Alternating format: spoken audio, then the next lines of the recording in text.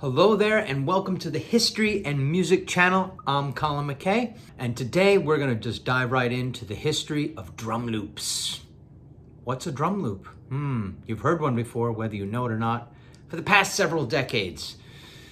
It's a drum beat that is not actually played by a person. It is computerized, and even these days, a little artificial intelligence. Ooh, something to fear? Who knows? Bottom line, are drum loops been a good thing or a bad thing for music? Can you even tell the difference? But what I want to talk about today is the first drum loop ever used, which, like most things in history, be it musical or otherwise, is like, it's, how should I say, it's an accident, a happy accident, mother of necessity, the mother of invention. And that's how the first drum loop came to be. So, when was it? It was 1977. Through the distant past. 1977, the Bee Gees are recording what would become perhaps their best known song, Stayin' Alive, down in Miami. They were recording with their producer, Albie Gallatin, and they were getting all into it. They had Night Fever in the can, as they say, done, and other songs were coming along. And what was happening that particular night is their drummer, Dennis Bryan, he had to leave on a family emergency.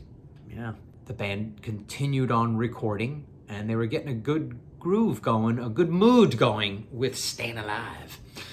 And they were going to use a little drum machine, maybe a metronome, click track, something to keep the time steady.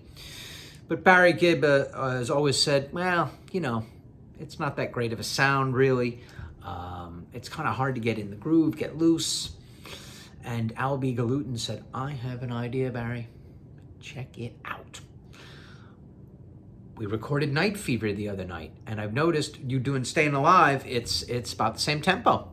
And why don't we take a little bit of the drum, I was on tape, 2-inch tape, take a little bit of the drum beat, and we can cut the tape and make a loop out of it and have it go round and round, and you guys can record on the top of that.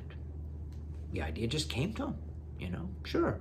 Now, tape loops was already used in classical music circles. The Beatles even famously used some for Tomorrow Never Knows. But this was just for one specific instrument to build another group of instruments on top of, to build up the song. And so Barry said, okay, sure, whatever you got to do, Albie, to keep it going.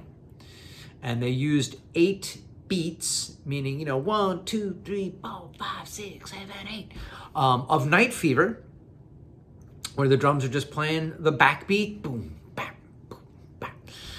And they began to record Stayin' Alive on top of that. And originally their intention was, we're just going to use this to get the ideas down, get the flow going, we're in a groove. When Dennis Bryan comes back, we'll re-record the song. Well, they're having such a good time laying it down, as they say in music circles. And a few days later, Dennis Bryan's family emergency is he's okay now. He can come back to the recording session, and they try to re-record Stayin' Alive. But it just is missing that spark that people are looking for when you're recording music. Although they think that's kind of against like the logic. How could this drum loop be more interesting groove than the actual drummer? But they went with their instinct, they went with the feel, and that's the most important thing. And they ended up recording Stayin' Alive with this drum loop. And Dennis added a few cymbal hits here, and that was it. And they thought nothing more of it, really. They were doing a whole soundtrack. There was many songs that they used.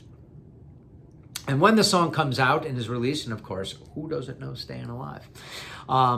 The drum beat, the groove, the overall groove just catches everyone's attention.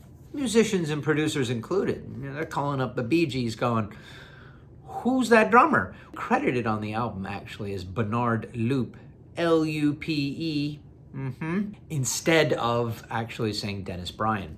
As a bit of a joke, just an inside humor for themselves, but people wanted to know, who's Bernard Loop? Can we get him? His groove is so solid. It's amazing. How did you guys do that? Oh my goodness. Well, Albie Galutin, the producer of the Bee Gees, said, well, if he had known then what he knows now, he would have patented that idea. Needless to say, that did not happen. But the Bee Gees even went on to use the same exact loop in More Than a Woman, another one of their hits, and they produced a song for Barbra Streisand, Babs, Woman in Love. They used the same exact groove, or rather the loop, different instruments and music on top of that. And you could say the success of that ushered in, manufacturers to create better drum machines. Sampling was to come several years later. And of course, we all know how many famous songs in the ensuing decades haven't actually featured a real person drumming, but mechanized, computerized, artificial intelligence drumming. But it all started with Staying Alive simply because the drummer, Dennis Bryan, had to take a leave of absence. So there was no deviousness on the Bee Gees' part. We're going to put all the drummers out of work or anything like that. It was really just got to keep the groove going. And that is the story of the first drum loop used in modern music. The Bee Gees' Staying Alive. So I hope you enjoyed that tidbit of music here on the Music and History channel. And if you like what you're hearing, there's more stories to come. So please do subscribe on the button below. And I hope to regale you with more music and history in the future. All right.